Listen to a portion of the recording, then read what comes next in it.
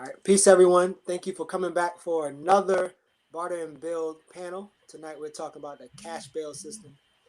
We actually have some powerful guests from around the globe. I think most of them in South Carolina possibly, but I'll let each of them introduce themselves and we'll get right into the dialogue.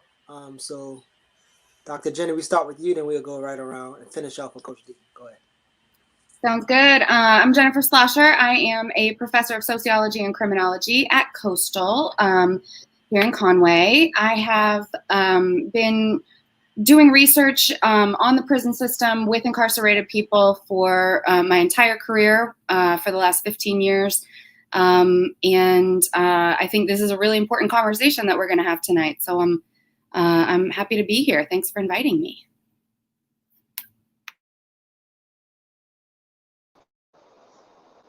Well, I think maybe I'm next. I'm Ebony Hughes. I am entrepreneur in Georgetown, South Carolina. I have an insurance agency and a nonprofit organization where we serve the youth in the community, as well as the third vice president of the NAACP, again, right here in Georgetown. So happy to be here. Thanks.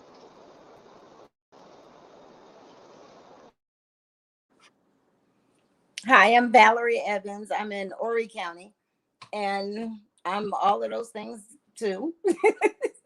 But I'm also an activist, and I've only really been introduced to Bail Fund probably within the last maybe 4 to 5 years. And so I kind of follow that closely since it's so related to school to prison pipeline. So happy to be here. Thanks for having me. Hello, everyone. Deontay Winchester. I am a retired Army non-commissioned officer, entrepreneur, clinical therapist, master life coach, mentor, activist, organizer.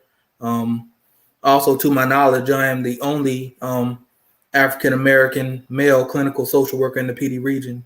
I'm the CEO of Wise Solutions, which is a counseling and coaching agency for the youth. I'm also the first vice president of Georgetown NAACP, advisor to the Georgetown Youth Council, and recently I was appointed as the regional coordinator for colleges and universities for the South Carolina NAACP State Conference. I also serve on 8 different boards in the community, but I'm not going to sit here and bore you all with all of those details. Thank you for having me.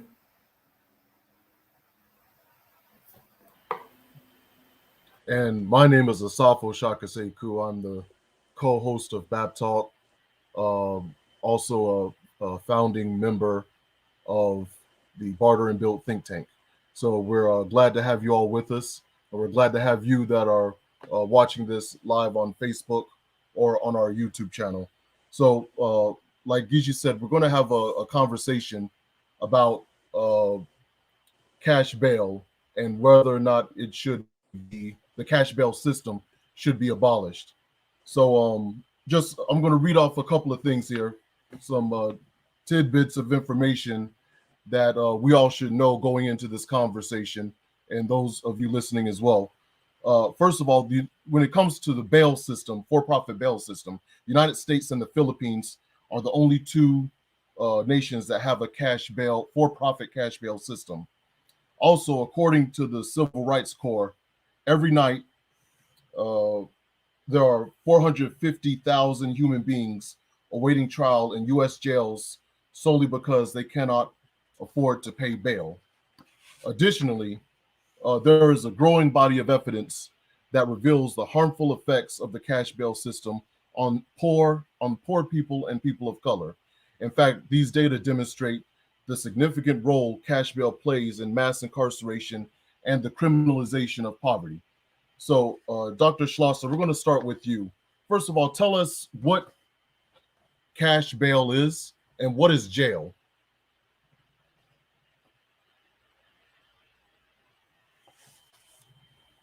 You're on mute.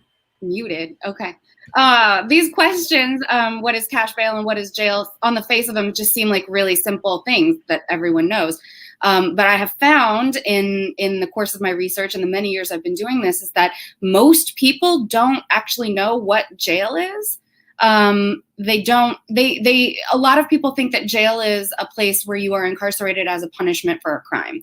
So to just clarify and to just simplify it as much as possible, jail is a place where people who have been arrested or accused of a crime are taken and incarcerated before their trial date. So they have been accused of a crime and they have not yet been found guilty. Cash bail is an amount of money that is set by a judge based on crime for which the person is accused. So you have to pay a particular percentage of that amount in order to be let out of jail to wait your trial at home. So if you're wealthy or if you have means at all, you can typically post bail and get yourself out of jail, or someone else will do it for you. You're released from incarceration and you go back home to your job, to your family, to your life, and you wait then for your trial date. Your trial then is what determines if you're found guilty or not guilty. If you do not have means, if you are not wealthy, if you don't have the ability to pay bail, then you have to wait for your trial in jail, behind bars, incarcerated. So the only real people that are in jail right now are people who either have been denied bail because the nature of the crime that they were accused of did not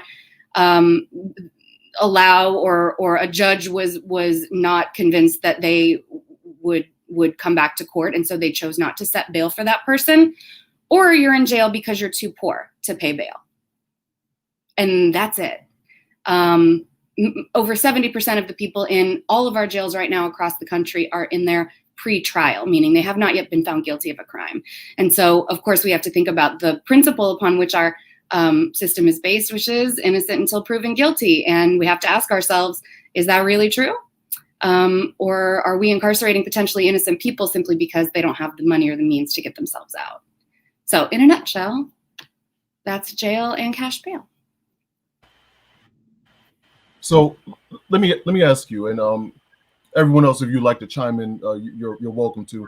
Now, we've seen a stunning growth in the cash bail system, increase in its usage, and an increase in pretrial detention, in spite of the fact that the Supreme Court has said that pretrial detention should be, and I quote, carefully limited exception, and liberty the norm. So what explains this growth in bail and pretrial detention in spite of this declaration of the Supreme Court? So I'd like to chime in on that one. I don't exactly know the answer to that, but I can tell you from the outside looking in, what it looks like is a lucrative business for either individuals, for counties or cities that have jails. You know, I know in Georgetown County, it costs about $63 to $65 a day to house someone. You know, so you start adding that up. How long does a person who doesn't have the means to afford bail sit in there? Look at how much business rolls through these entities. When you sit here and you compare it to our juvenile justice system and those who are trying to be rehabilitated through those systems, the pay is about $21.75. So individuals who are older, you can see the spike in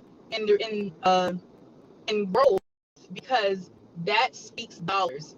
They say if you want to find any issues in a system, you just follow the money trail. That's what it looks like to me. So you just add up even the over 400,000 people that are sitting on any given day in jail, add it up, and it makes sense.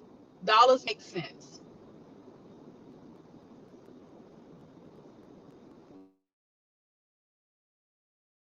Anybody else? Yeah, anybody else want to respond to that?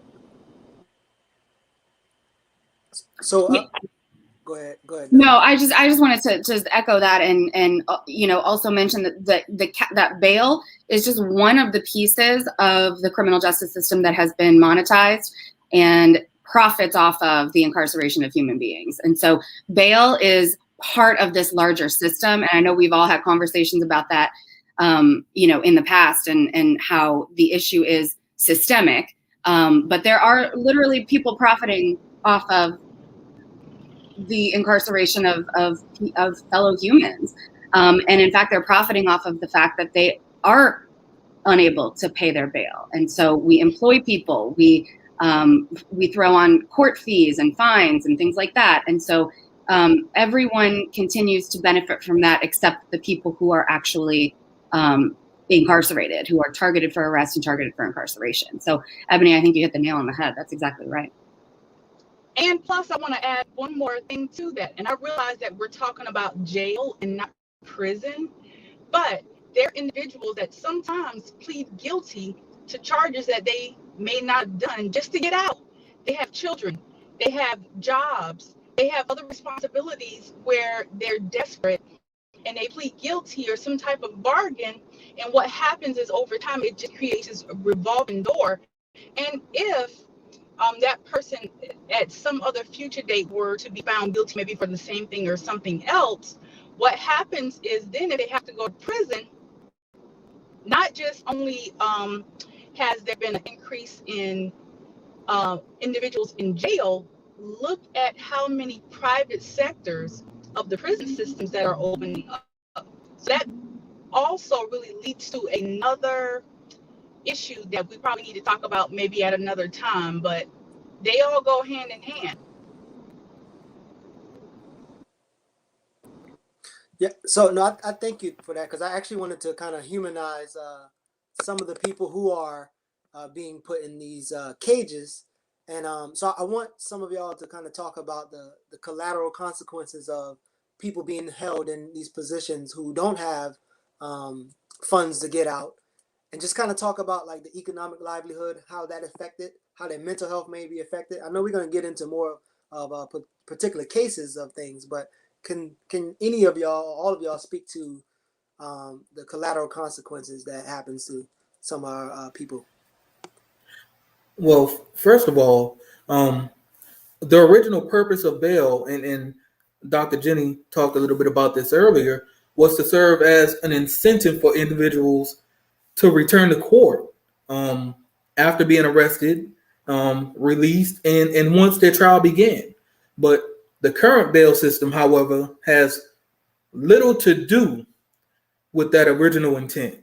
It has turned somehow into a mechanism to separate the haves from the have-nots.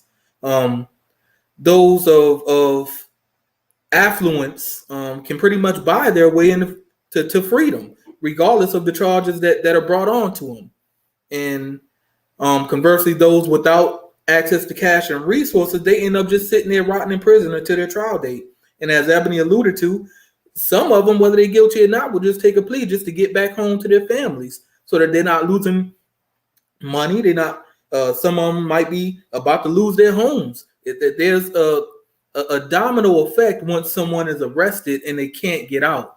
And as far as mental health, incarceration in general will significantly affect one's mental health. I recently read an article that the American Psychological Association said that 64% of individuals in jail will report mental health concerns. And also substance abuse is rampant among this population. And you wouldn't think that substances can make it in the jail. Not the case. And we also need to understand that mental health issues and substance abuse for jailed populations often coexist. So these things can make life very difficult for individuals, even once they're released.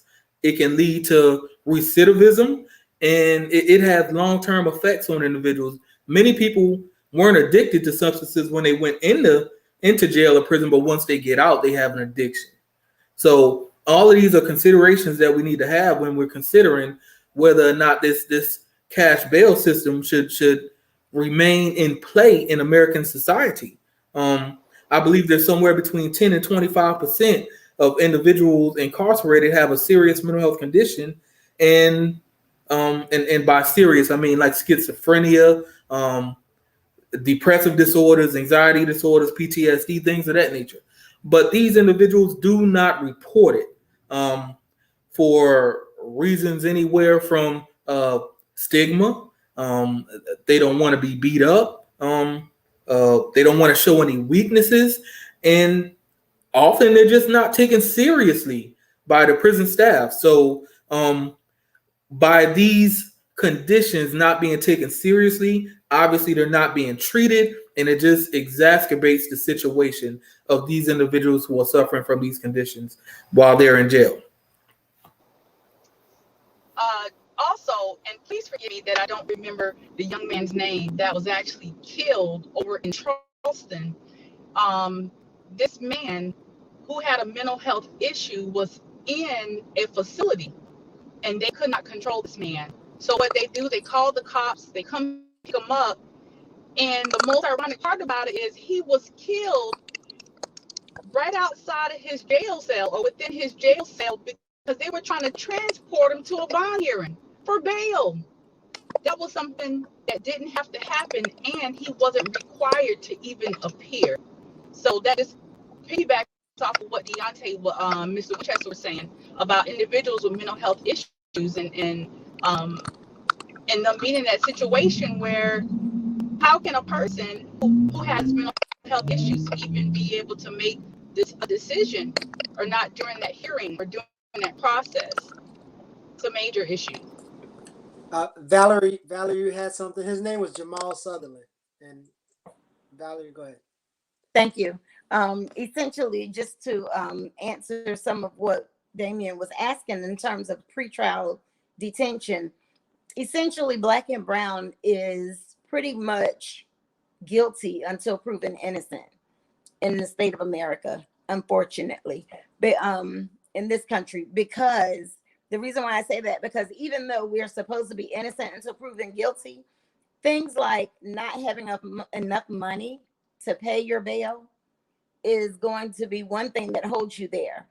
The other thing that makes it detrimental to the accused is because if you're held in jail and you have to be at work, you're going to 9 out of 10 lose that job, because this is an at-will state. And so many times while you're sitting there waiting to get bail money, to get a bond, bail money, you're essentially losing time at work, which does not pan out very well if you're innocent. And as I said, usually we're supposed to be innocent until proven guilty. Doesn't happen that way all the time.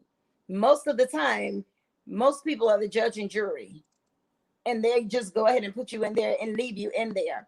It also affects you psychosocially, because essentially many times people are put in solitary confinement, even, whenever they have not even committed a crime. Our brains are not built for solitary confinement.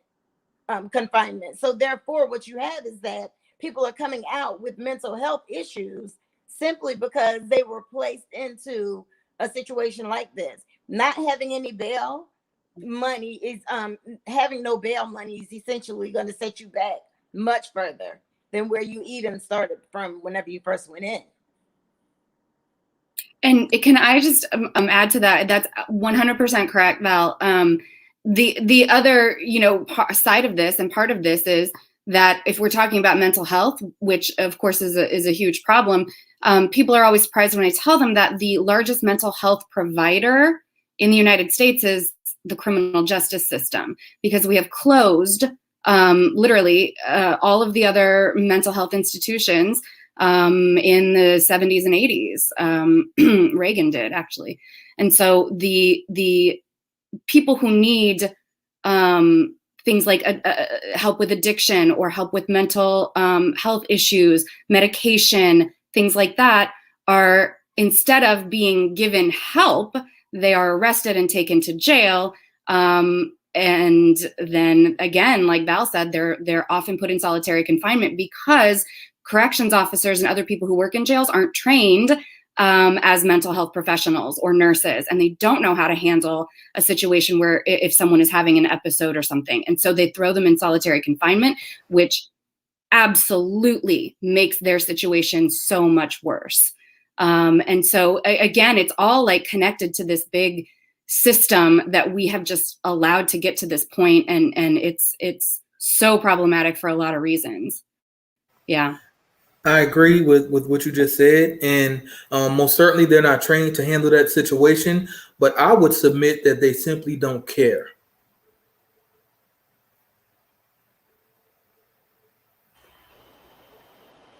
So thank you very much for that. We have some people commenting. If you have people who are viewing this either on Facebook or on our YouTube channel, make sure you send in your questions, your comments. We'll get to those later on. Okay. So I want to stay on this point about mental health and the psychological damage and the social damage that can come from pretrial detention. I want someone to speak for a moment about Kalief Browder. Who is Kalief Browder, and why does his story provide the most egregious example of why cash bail should be abolished, and while pretrial detention should be limited, extremely limited? Kalief Browder is a young man, I believe from New York, who was incarcerated on allegations of stealing a book bag, petty theft. He was locked up and pretty much held without trial for over 2 years. And if the funny thing about that is, if he had gone to trial and even been convicted, the longest he would have served would have been less than he was held without the possibility of bail and without trial. So the young man eventually went to trial. He was released, and shortly thereafter, he did a series of interviews, and his story made mainstream news. But it also came out that a little while later, the young man had committed suicide because of everything he was dealing with. And that story, it's heartbreaking, but it shows a lot about what goes on behind those bars, because he discussed a lot about in these interviews about what he experienced as far as sexual abuse, physical abuse, the psychological things that he went through from these jailers who really tried to just torture this young man. So when he gets out and he has these psychological issues that have gone untreated for 2 years, and that have been exacerbated by trauma after trauma after trauma, and no one to talk to, no one who understands.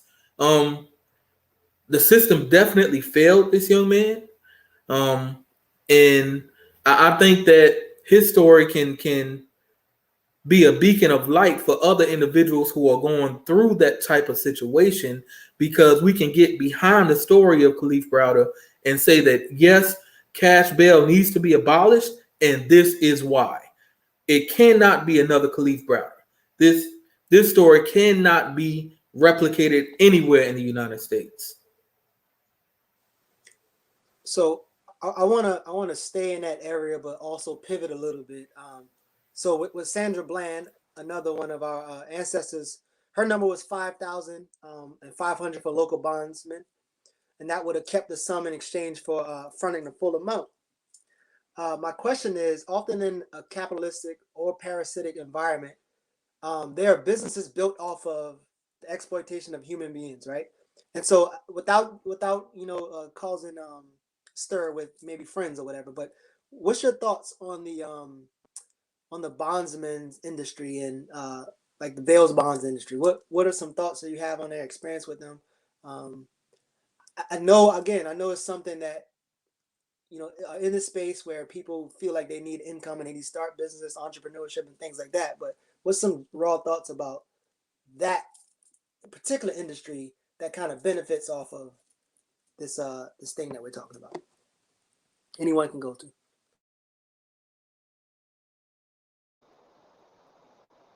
It's just another example of, you know, when the bigger picture here is when you start with the jail system. I'm just go ahead and say it. It's like a pimp system. You know, one feeds off of another, and you said it just right. It is parasitic. One thing leads to another, and for the cash, you know, the bails men are, and they make a lot of money from it. You know, again, sometimes I wonder if they really understand the nature. In their mind, they're starting a business, but do they understand all the statistics that we just talked about? Do they understand the ramifications of the mental health side? You know, what people go through behind prison walls. So where they're thinking of, hey, we're just kind of filling a need, right? That's usually where businesses step in. I am fulfilling a need. People need a bail whenever, you know, they have to go to jail. I'm helping people out. And that would be the first response from them. But what they don't understand is that they're actually fueling a major fire in the meantime. So I'm not going to speak negatively of it, because in the meantime, people still need bail. You know, if their family doesn't have it, so most of the time, you know, white Americans usually, unless they usually have the money to just post it. So if they're able to get it, at some point, people are going to need a bond as it stands. And that just go ahead and speaks to, there really needs to be an overhaul of the system. And Deontay mentioned earlier that our system has failed, but the whole system is corrupt. The whole system is not designed to help people win either. So that's what I have to say to that. So much can be said. Can I just voice my support for that? And I've said it before, and I'll say it a million times.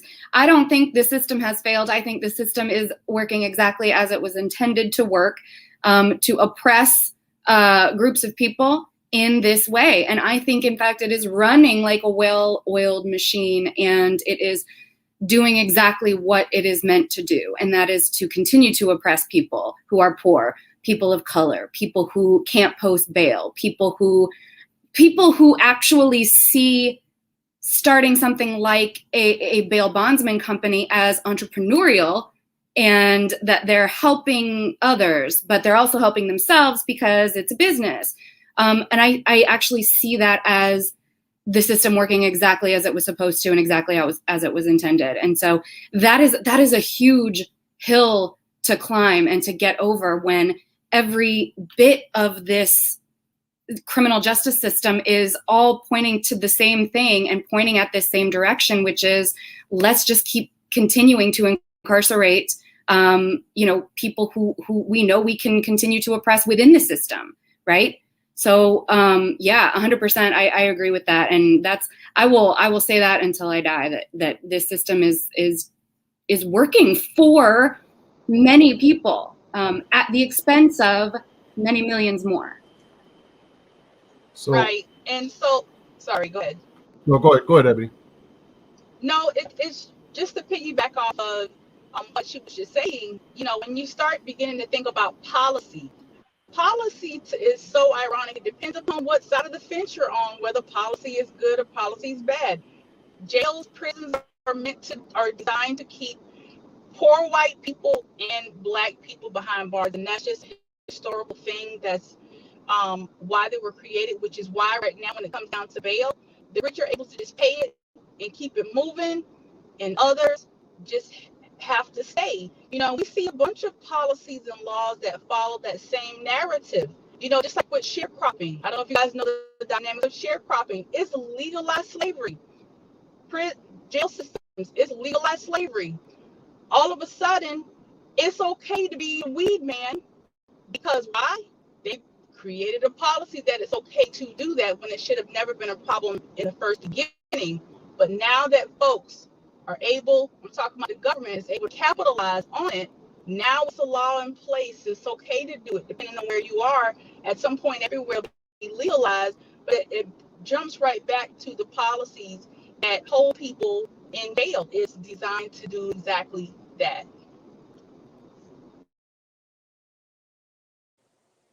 I want to real quick.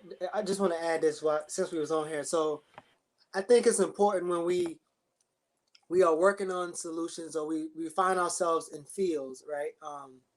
And one, I thank you all for that, but I'm happy when people are able to look at situations and say, I'm working on a solution, but I know that poverty is a socially, politically created phenomenon, and I know that families are broken up, specifically Black families are broken up in this kind of context, and I'm glad both of you said that the system is working the way it's supposed to, because that was kind of one of my questions, like was this cash bail system even a policy that had any good intentions? You know what I mean? And so sometimes when we don't know the intentions for some of these policies or some of these actions, when sometimes it's accessible, I think we start to create this myth around this axiom around that it does some kind of good and we can justify it. So that's why we should build businesses and things around it. So I'm glad that you all brought that up.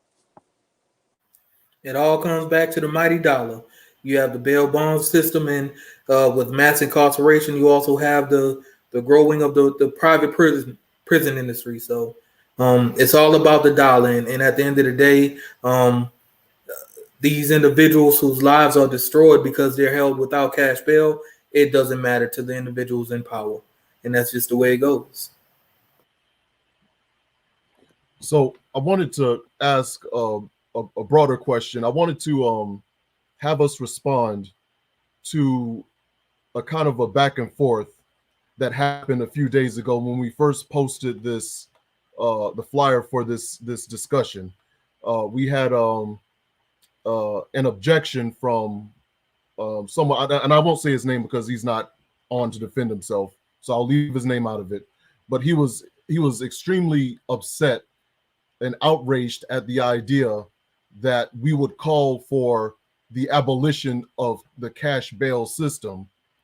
Number one, because he's a bail bondsman himself, and I suppose he has a rather lucrative business, with that. So he personally benefits. But he characterized the call for the abolition of the cash bail system as a plot from racist white liberals who are trying to use that as a distraction from what exactly, I'm not sure. So I want to pose this question to the panel, maybe a little bit tongue in cheek. How is this not a plot, the abolition of cash bail? How is it not a plot cooked up by racist white liberals to distract Black people? Well, first of all, I don't know many liberals who are racist. But let me. Well, there are liberals who are racist, but I'm trying to tie the abolition of cash bail as a racist liberal plot to distract Black people from who knows what. Anyone want to respond to that? I don't even know where to start with that one. The abolition of the cash bail system is basically trying to end the exploitation of primarily people of color and individuals from all races who really don't have the ends to pay that bail and get out of prison. To get out of jail before they go to trial. So I don't see how one has to do with the other. It's not a plot by any organization or anything like that. It's just looking at a situation that's been long plaguing our nation and trying to make a positive change in this situation. Because going back to a situation like Kalief Browder, we see that there is a broader issue. So this exists. So how is it a plot or a ploy by an organization to I don't even know. I don't know how to respond to something that silly. Let me stop. So would everyone concur with Brother Deontay's answer? Would we concur with that? So it's not the call for the abolition of cash bail is not a liberal white racist plot, and the guy who said that is just mad because we're messing up his money game. I don't want to speak for what he's thinking. I don't know what anyone who has that argument would be thinking, but if it were me, I might say something like that to make myself feel better for participating in a system that continues to incarcerate and oppress people of color. So I might look at it and try to find a conspiracy theory in it, but to make myself feel better. I think here's the thing. Here's what I think is that, if I'm a teacher, right? And Deontay is a counselor, and Val and Ebony have nonprofits that help the community, and all of us are educators in some way on this panel, right? Every single one of us. If we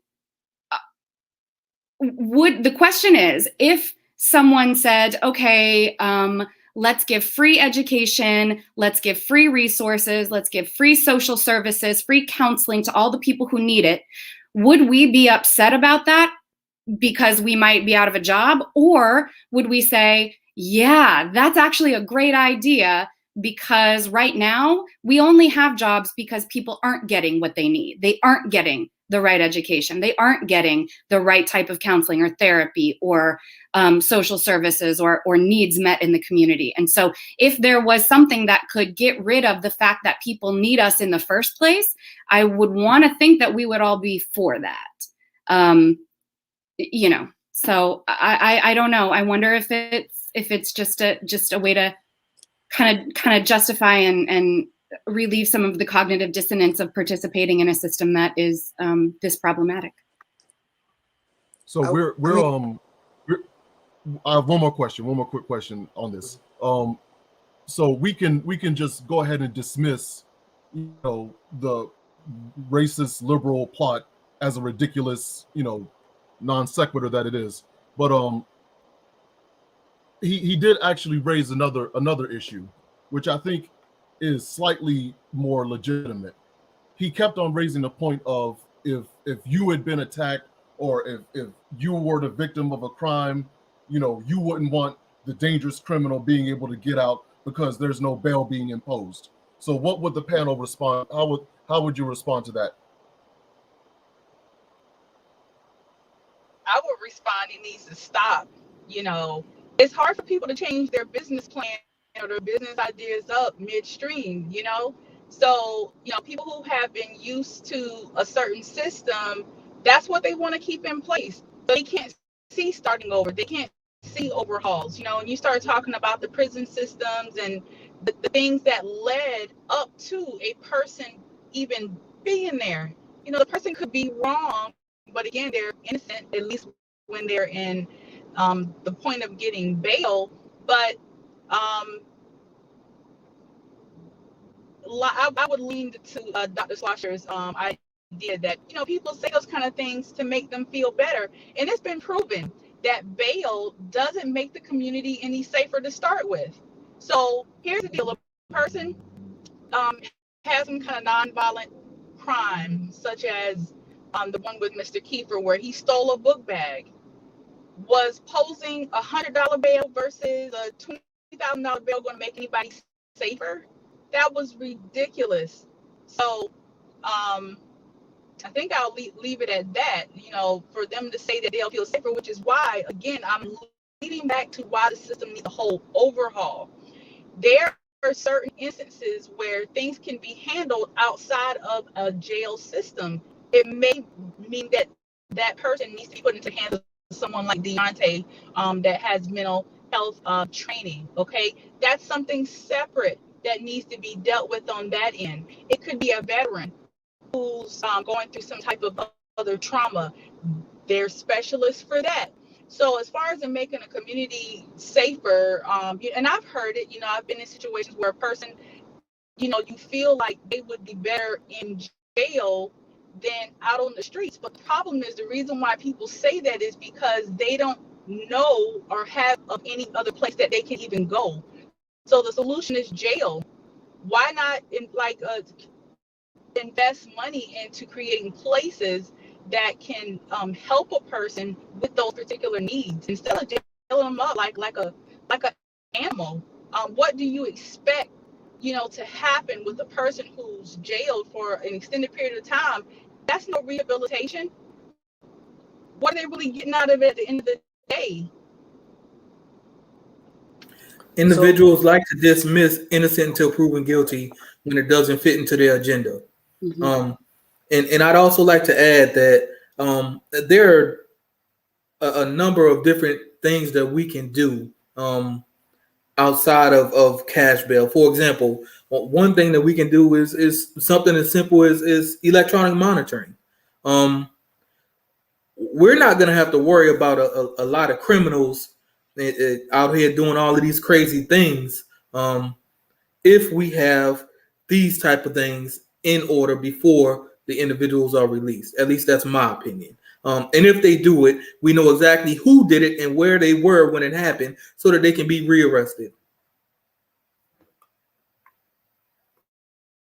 So this goes to a broader question, which I think we'll revisit a little bit later, of abolition versus reform, and which one would be better.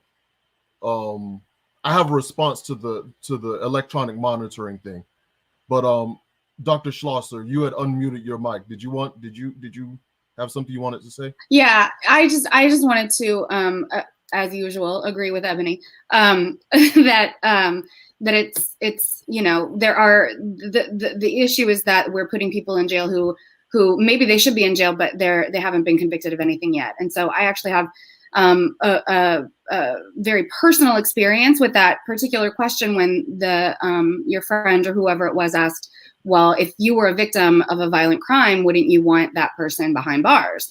And I have been many, many years ago in a different state, in a different life. I was in a very scary and dangerous and violent domestic violence situation. And he suffered from mental illness, and he had, a breakdown, an episode. I don't even know what it was. And he was getting extremely violent one weekend. I called the police 3 times in one weekend, and they never arrested him. And I was scared. I was afraid. I didn't have anywhere to go. I didn't have any family in the area. I was alone. And every time I called the police, they would come out and say, well, has he actually, hit you? And I would say, no, but he has trapped me in a room and not let me out. He has done all these other things, right?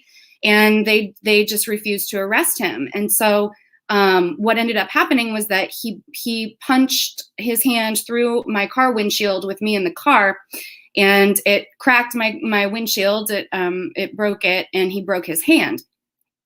So in a moment of trying to rationalize with him, I said, you need to go to the emergency room. Your hand is broken. And so I convinced him to go to the emergency room for his hand. And while I was doing that, I called ahead and said, hey, this man is coming in and he is in the throes of a mental health crisis. He is violent and you need to be aware of this. The police won't do anything for me. I just want to warn you. And so it was the nurses who handled him. He got violent the second he walked in, as I knew that he would when people tried to tell him what to do. And they were the ones who wrestled him to the ground and put him in a straitjacket and called the police. Then the police came and got him. The problem is that, yes, while he was in jail, he wasn't able to continue to attack me or other people or hurt me.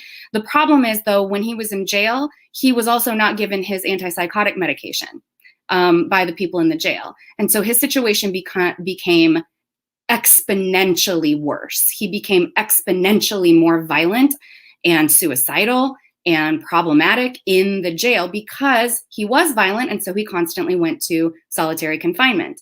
They didn't give him his medication, and it just made things worse and worse and worse.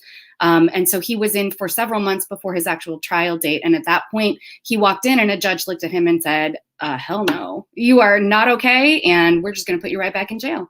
And so I actually, and this is what really, really is frustrating and upsetting, is that I had to advocate for him to get his medication as the victim in jail. And I felt like that was a real problem. And so if we have places, just like what Ebony said, if we have places, if we invest our resources into things like mental health and institutions and facilities and hospitals and people who are trained to deal with these types of things where they don't go to jail, then I think that a lot of this argument would kind of lose its validity. That what if you were the victim, you know? And so to whoever asked that question, I mean, I have been, and trust me, it was worse. So that was my answer to that. So I want to pivot a little bit away from the topic, and so you briefly talked about policing, and I want to know from y'all experience or understanding, what are some indications that a community is being over policed, and also how does that affect this whole cash bail system thing? And also, do you have any kind of thoughts on this defund the police movement or rhetoric at all? And anybody can go.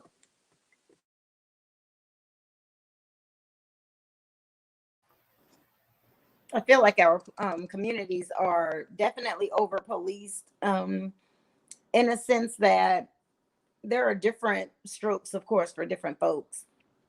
And there are some communities that you go into and there are a particular type of policeman there, but then there are other communities that you go into and they're really butthole police officers.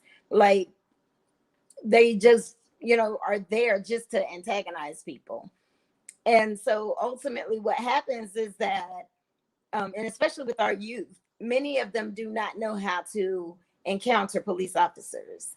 And so ultimately what ends up happening is that there are a lot of altercations that end up taking place simply because of their presence alone. And then it gets to the point, well, okay, I'm just going to arrest you. I'm going to take you in. Again, one is feeling disrespected. The other one is feeling like, well, you're just picking on me. You're antagonizing me. And it's just like, we just really, really, really need to just pay attention to how tensions rise based upon the fact that, certain police officers are not necessarily there to do their job, but they are there to pretty much arrest people and put them in jail so that they really can't arrest them, so that they can have to go out and fight for bail and make the whole prison system, the jail system more beneficial and lucrative. Maybe Deontay can speak more on this since he is in behavioral health field. But just like with Miss Evans, she talked about the prison, with resource officers and in schools and even with police officers, so it's a pipeline to prison type situation. That's how the system works. But I think there was a study done that said about 1 in 6 police. So what I am saying is, it's not all police. I have friends who are police, people that really come from a good heart, but 1 in 6, when it comes down to law enforcement, when I say law enforcement, I'm talking about judges. I'm talking about the police officers and everything in between that support that whole system. They're narcissists. So many times narcissists find roles, careers that feed the need to be in some type of control. And, especially when someone may approach them and they say situation is do what I say do, and it may not even be compliant to any type of law or policy. It's just, I want you to do this, and this person didn't do that, and they find reason or some type of way to antagonize. And before you know it, there's something that spirals out of control, and before you know it, a person's in jail, and then they go to jail and they're going to need bail. I don't know how. What, that's interesting, jail and bail. But anyway, that's just how it goes. So I don't know, Deontay, if you have any information about narcissists, and that also being it's really a level of being a psychopath. Well, I'm gonna go a different place with it, and what I say may not be common and accepted by everyone in our community. A lot of communities are over policed, but in order to affect positive change in that situation, I think instead of saying F the police, it's going to take collaboration. And to that end, shortly after the George Floyd incident, I was actually part of an organization. I got together a group of young activists, and we put together a rally and a protest, a march, whatever you want to call it, in Georgetown County. And marching right alongside us were both the chief of police and the sheriff of Georgetown County. So following that event, we continued collaboration, and we ended up building what's called a citizens review board at the sheriff's department. So now there are individuals, and I sit on that board myself. There are individuals who actually sit there and are a part of the review process when there is a use of force incident, or an incident that gets a lot of press as it relates to policing in our community. So I think that we need to start looking at situations where we can kind of collaborate with law enforcement to make a change in that area, because and this is something that's said often, but it still rings true today. If you're not at the table, you don't have a voice. So let's start looking more towards collaboration than separation, and just F the police altogether. And as far as as how'd you word it? The abolishment of the police. What was that? The defund the police movement or rhetoric. Defund the police. My apologies. I think a lot of people get caught up with the way that that's worded. I don't think anyone really wants to defund the police. We recognize that we need the police. We just want to reallocate some of the funds. A lot of times to mental health, as many of us have been talking about earlier, community collaboration type efforts and things of that nature. And that's something that I personally advocate for myself. I sit there and I go back and forth with the sheriff at least once or twice a month about these type of programs. So I think it's going to take a lot more of that to make a real change. It'd So be really interesting. go ahead, Ebony. Finish your point. No, I was going to say it'd be really interesting to see what would be the future outcome of how Atlanta has defunded the police. Again, and I agree with Deontay. When you say defund the police, a lot of people don't realize what that means. Defund means, it sounds like get rid of them, versus reform, and defunding really is a combination sort of both, so fast forward, it'd be nice to see, are things improving because of defunding, or whether they're the same, or whether things have gotten worse. So, and I know that there are other cities even that have defunded the police altogether. I think in some places gotten rid of the police. In some cities in the United States, I don't know if these are smaller cities or larger cities, and from my understanding, they're working out. But I understand that also there's not a one size fits all type situation. It could ring true to the area, the population, and what's going on. So I want to, this to this point about over policing and the possibility of police collaborating with the police and what have you. Let's stay on that point for a moment. I have 2 points I want to bring up. Number one, a few years ago, an organization known as the Malcolm X Grassroots Movement came out with a report. I cannot remember the name, Operation Lockdown or something like that, I believe. I can't remember the name, but they found through their research that a Black person is killed by the police, security officers, or self-appointed vigilantes once every 28 hours. Okay. Now, the Washington Post, a short time after that, maybe a couple of years later, that had been going around in activist circles, one every 28 hours, one every 28 hours. The Washington Post came along and said that number is wrong, that you're not studying enough of the data, that if you studied all of the data, it's actually 2 a day. Okay. So we're talking about the butchering of people of color by the police at an enormous scale. So that's my first point. My second point is, when it's been brought up during this conversation multiple times, that the system needs to be overhauled, that the system itself is anti-Black, that the system itself is anti-poor and anti-people of color. We all agree to that. So I'm not understanding this idea of then we're going to acknowledge that the system itself is anti-people of color, anti-poor, and then we're going to collaborate and have a seat at the table in that system. Would anyone else want to chime in? I know, Deontay, I know you want to respond, but that's for everybody to respond to. Like I said, I prefaced my statement that everybody isn't going to agree with it. And I understand completely where you're coming from.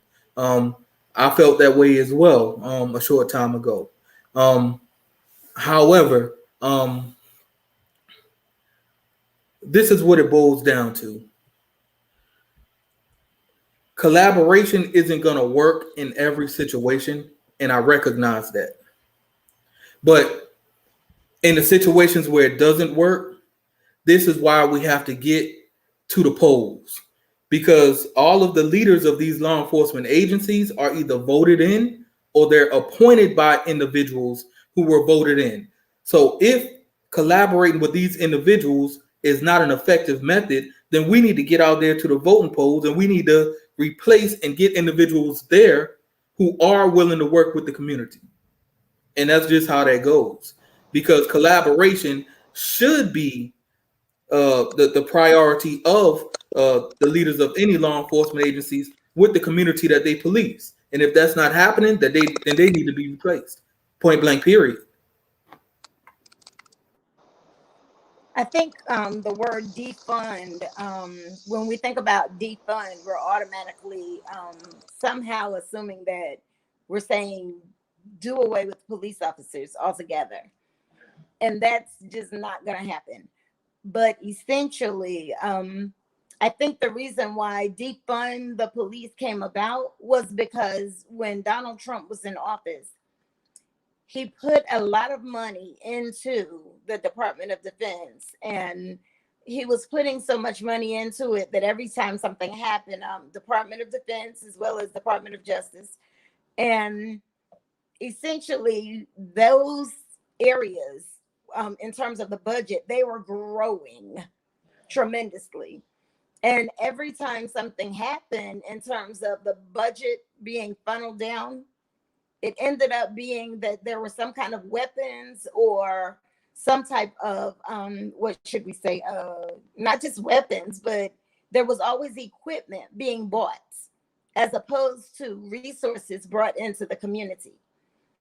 So instead of saying defund the police, I would probably rather hear that we need to start providing more resources to help people become more familiar with what the law is expecting of us, as well as giving some more resources to the law enforcement so that they can understand, how to deal with people in terms of not just mental health, but also in terms of culture. We have a lot of new people that are coming into this area who may have different backgrounds. Everybody doesn't have the same background. And so when you have different cultures moving in, you have different, people coming up at different time frames. There's so many times where people are being miscommunicated or not miscommunicated, but you really don't really understand another person. I may not have grown up the same way that you grew up, which means that we may have different values. We may have different morals. It doesn't mean that one should be treated any differently, but whenever it comes to the police officers thinking that everybody is going to respond with yes ma'am, no ma'am, or everybody is going to put their head down as soon as they start speaking to them, it's not going to happen. It's not going to happen. So we need to start doing more in terms of relationship building between communities and law enforcement. We also need to do more in terms of helping people understand that, just because I don't think like you doesn't mean that I shouldn't be treated with respect. There comes a time whenever you have to respect the person, whether you like them or not. Just show due benevolence. Just pay respect, period. But I think ultimately what happened whenever it came to defund the police, it came to a point of, well, you all don't know how to treat people, and so therefore we're saying take all of the money back from you. Like everything. Just even take your shield and your gun. Your power tripping, we don't want it. So I really want to, and I know we're probably really close to being wrapping up, but I just want to actually hit straight to the point of what the question was earlier.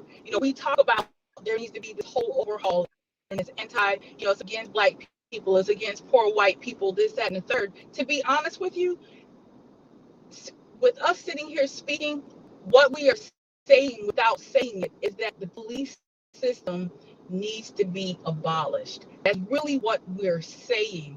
However, in real life, it won't happen like that. That's why in real life, it'll look beautiful on paper to call some type of abolishment, just like the conversation that we've been having today. But in reality, it's not going to work that way just to abolish it. It's kind of like with the whole healthcare thing when Obama did healthcare. It was beautiful on paper until you applied it to the real world, and it didn't work that way. So I think in order to fix this, the only way, because it's been so embedded in our society, the reality is that we're probably going to have to do some type of reform and work in phases, in stages, so that you can graduate police officer roles as they stand right now, currently today.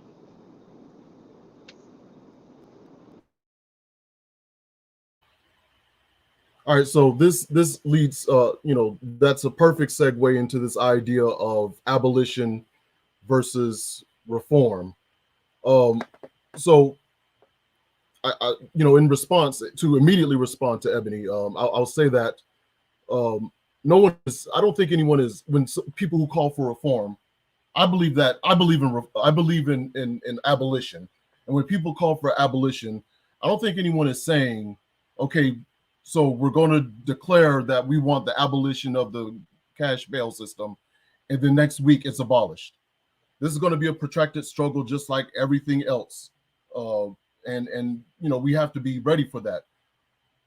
So where I have this concern about abolition versus reform is that I don't want us to have a situation where we're calling for abolition, and then we're given a bunch of reforms that still keep the same dynamic with the ruling segments of the ruling class and capitalist segments that benefit from the criminal justice system or the punishment bureaucracy still maintaining their control over marginalized people.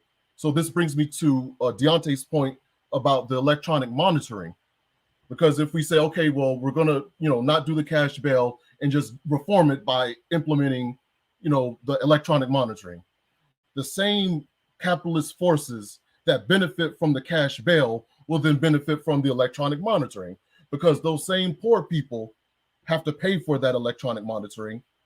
There's, $10 a day, $20 a day, or however much. They're going to be private companies that are producing the electric monitors in mass. So the millions of people that are cycling through the system will be electronically monitored.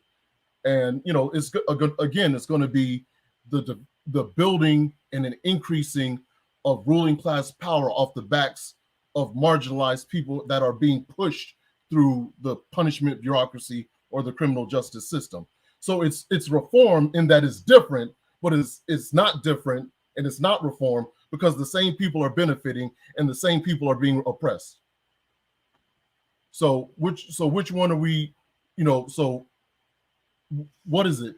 Is it either or, both and, reform for now, but continue fighting for abolition? What do you all think about it?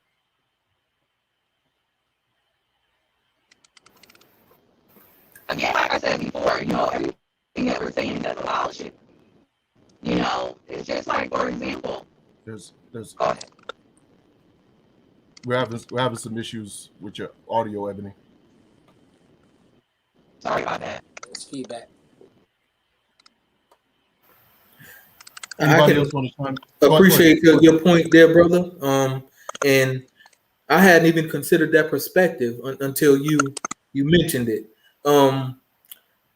However, with all facts in mind, I believe that an individual who's been in jail for a year awaiting trial would take some form of reform right now until we can get to the point of abolish. Of course, I'm not in that situation, but I'm pretty certain that an individual who's about to lose their house would take being able to come out on an electric monitor and go to work and feed their family until we can get to a level of abolishment over nothing at all. Okay. Go ahead, Dr. Schlosser. I actually see now where the racist liberal conspiracy can come in, if we were looking for it too. Here's the thing: if we keep reforming and reforming and reforming and putting Band-Aid after Band-Aid on a giant wound, it literally will never change anything. But people will be quieted, and so people will think, look at these politicians giving us all these reforms, and like they've passed this bill and that bill, and it seems like they really care about us, but they don't, and they're not actually changing anything. They are just quieting the masses. They are keeping individuals and groups of people silenced, and they are appeasing people who think that a reform is actual change.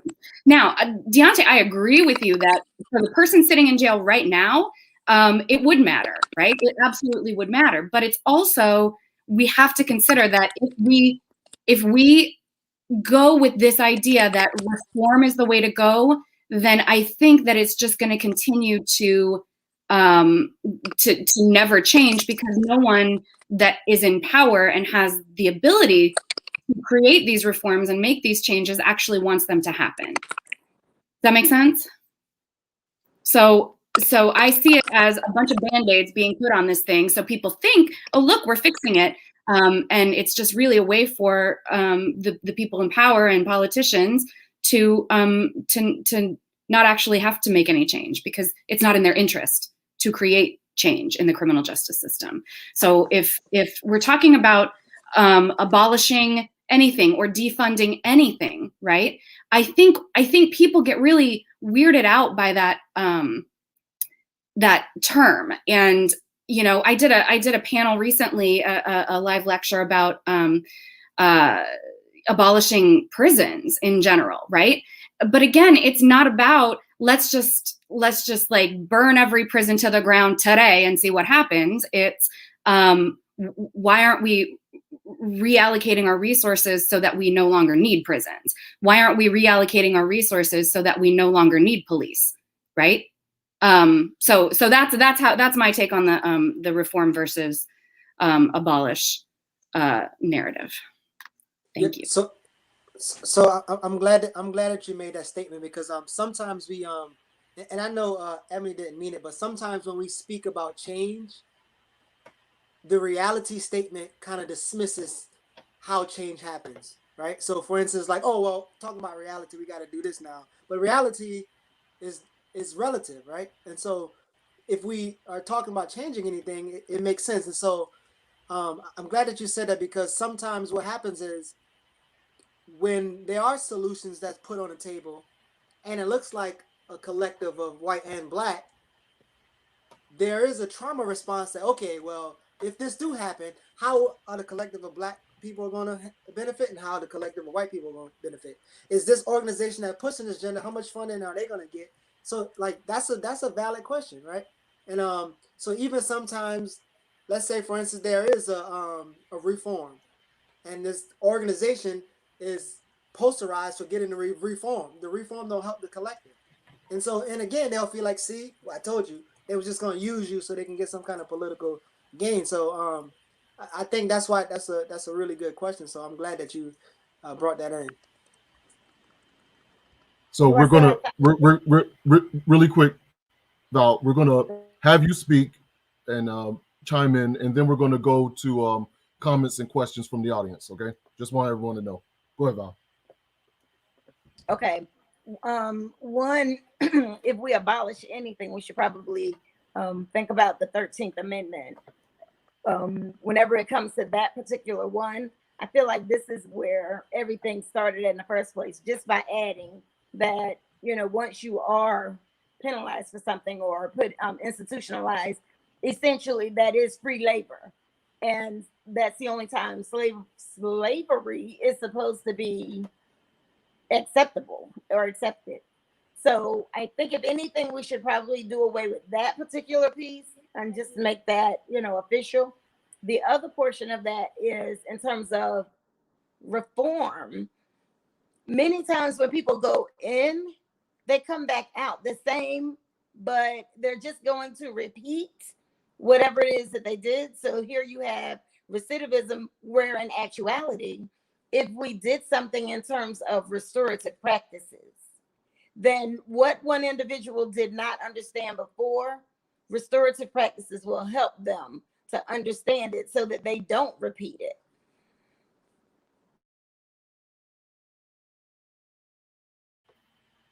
All right. So thank you very much for that, everyone. So now we're going to maybe spend a few more minutes with this conversation to address what's being said in the chat. So one thing before we do that, I want to post this quote here.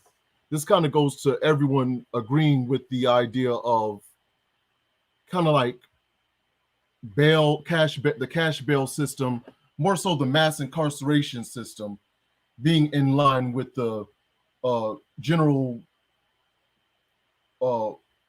systemic oppression of Black people in this country, and the significant role that it plays in that. So this is from this quote. I want to put this up here. Comes from James Baldwin in his letter to Angela Davis. I'll read it here for the viewing audience. One might have hoped by this hour, the very sight of chains on Black flesh, or the very sight of chains, would be so intolerable a sight for the American people, and so unbearable a memory, that they would themselves spontaneously rise up and strike off the manacles. But no, they appear to glory in their chains. Now more than ever, they appear to measure their safety in chains and corpses.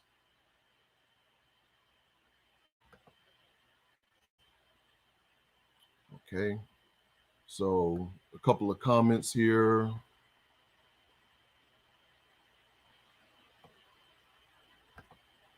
So Brother Kufu wants to say peace to everyone. Hello, everyone. Devon Gordine, Chicago, checking in. Brother Sharif, good evening, everyone. Lamar Crutch, Jamal Sutherland was the young man's name that was mentioned earlier in Charleston. Okay.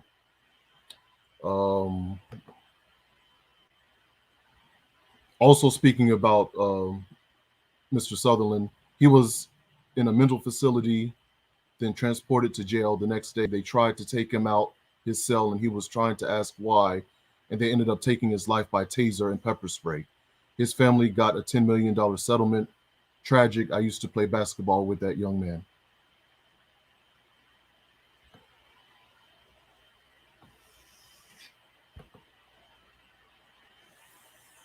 Another question from Sharif. Why would, now this is in response, I believe, to the conspiracy theory. Why would the racist plot undo the system?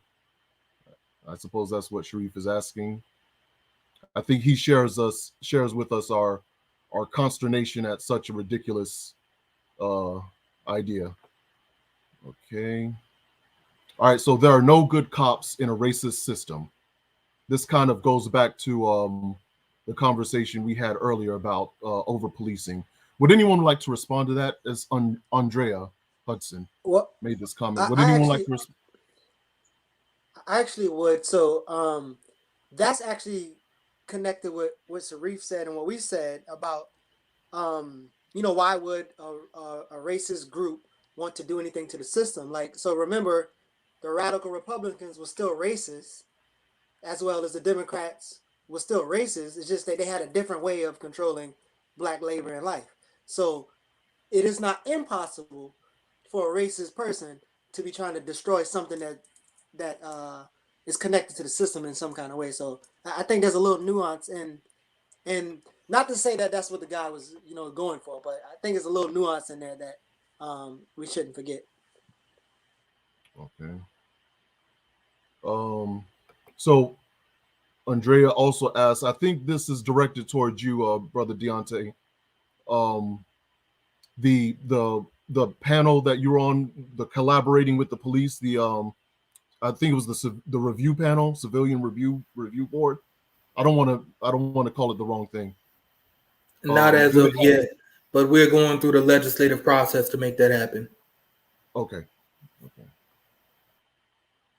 All right. So Veronica Ancrum, collaborate with the police. That's ridiculous. Okay. Lamar, defund should be demilitarized. What do you all think about that? Are you in agreement on that? Okay. Agreed. Yeah. Also, I didn't. Wholeheartedly. Whenever I heard defund, I didn't hear like destroy. Like, I think the word destroy is defund, meaning like less funding over there, more funding somewhere else. Like for instance, in Costa Rica, they don't have a military, so by not having a military, they put money in healthcare and education, and they have one of the greatest healthcare systems and one of the highest literacy rates, and they ain't been attacked yet. I mean, but I'm just saying defund to me means reallocate money, right? Because there's a lot of money that's being spent just for some BS. And I work with some law enforcement in Baltimore, and there's a lot of money being spent on some BS from the mayor and from the state in general. So, okay. Sharif joins us again, saying we need to advocate punishing the cops, advocate enhancement for cops who harm citizens, mandatory 20 years, make them get their own insurance to pay lawsuits.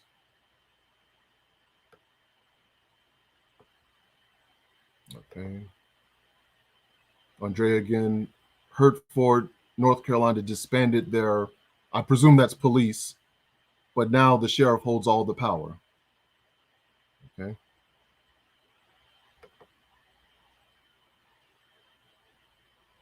Okay, Sharif, I encourage folks to read Kwame Ture, Pitfalls of Liberalism, and Google his lecture on reform versus revolution. Okay. There's never a bad time to listen to Kwame Ture.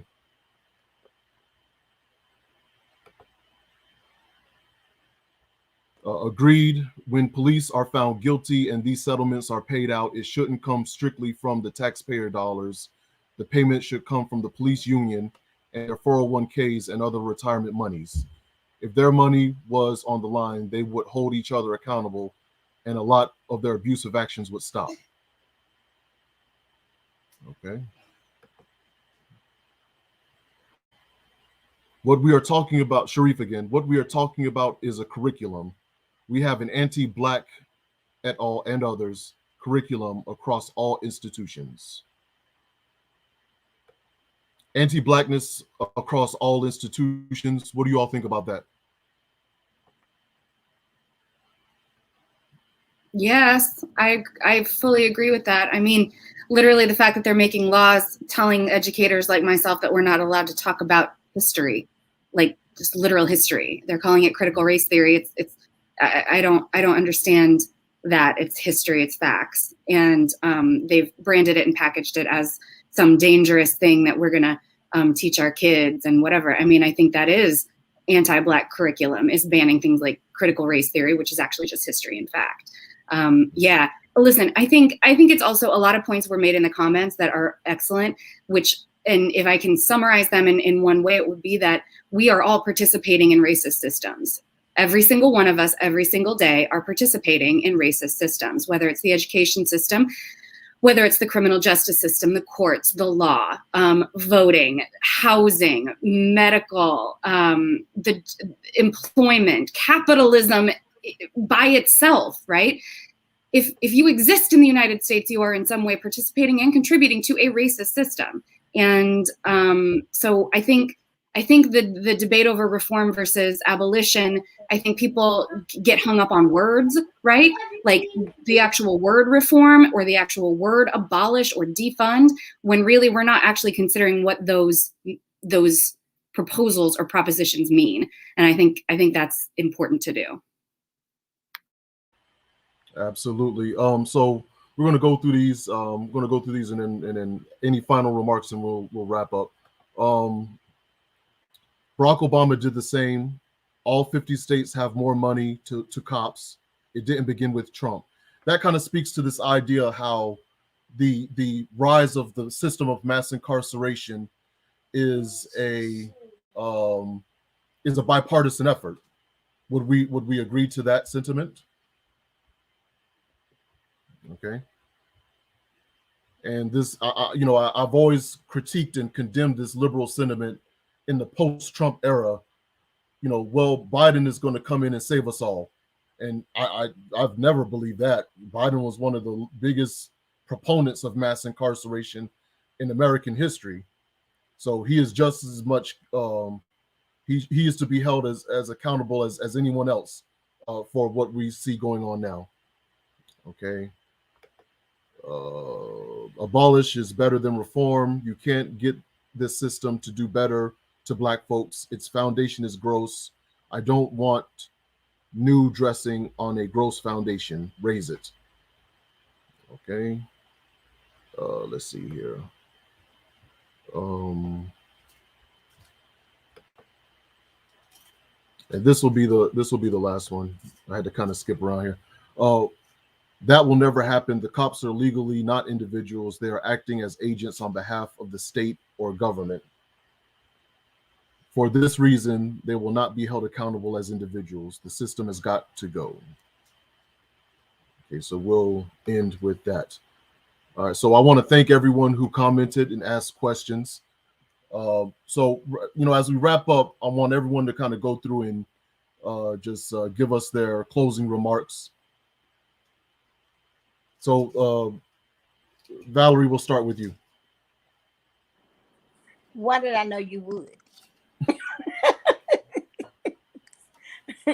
One, I'd say that I thoroughly enjoyed this panel. This was really, really good information, good, wholesome conversation.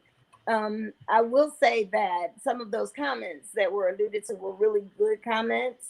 And I would say that we really could do some petitions in terms of, getting some of these things into the hands of Congress and pass some of these. And so I think we just should move forward, not say that nothing, something is impossible. Don't ever think that anything is impossible. So I think we should capitalize on some of the comments that have been stated and move forward with it, write up a resolution and get it passed. Deontay, you want to go next? I'll have you go next. Sure. I also echo that I appreciate this panel. Even the commenters.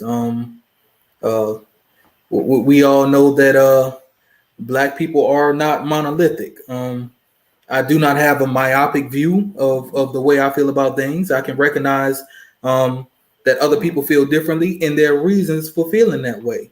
However, as we continue to address these inherent inequalities, racism, classism, etc., in the American criminal justice system, I think that that making a positive change in this cash bail system is the obvious next step. It's got to be the first thing that we attack because 70% of those held in pretrial detention are there for nonviolent crimes. And there's no justification for the violations of their freedoms simply because they can't afford bail. It's imperative that we push for increased accountability of the criminal justice system because innocent until proven guilty will never ring true, especially if socioeconomic status is the chief determinant of culpability. All right, thank you for that, Dr. Schlosser. Thank you for having me on this panel. Spoiler, I'm a white lady.